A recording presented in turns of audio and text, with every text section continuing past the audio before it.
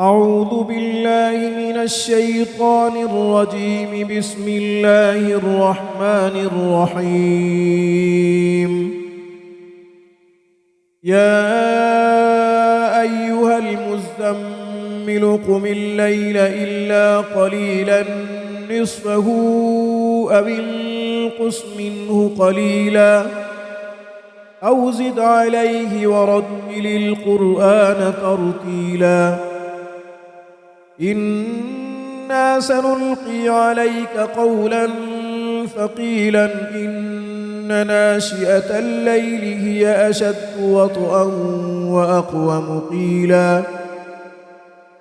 إن لك في النهار سبحا طويلا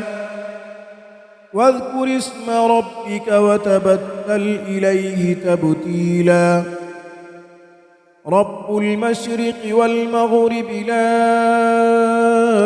إله إلا هو فاتخذه وكيلا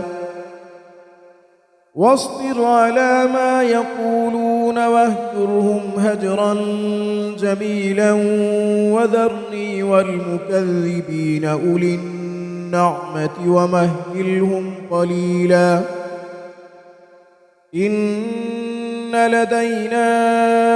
أنكالا وجحيما وطعاما ذا غصة وعذابا أليما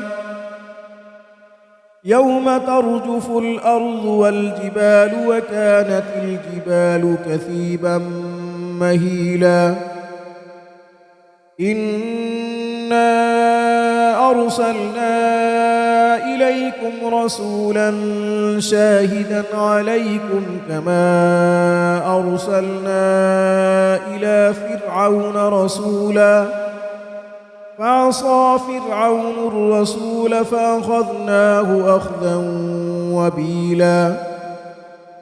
فكيف تتقون إن كفرتم يوما يجعل الولدان شيبا السماء منفطر به كان وعده مفعولا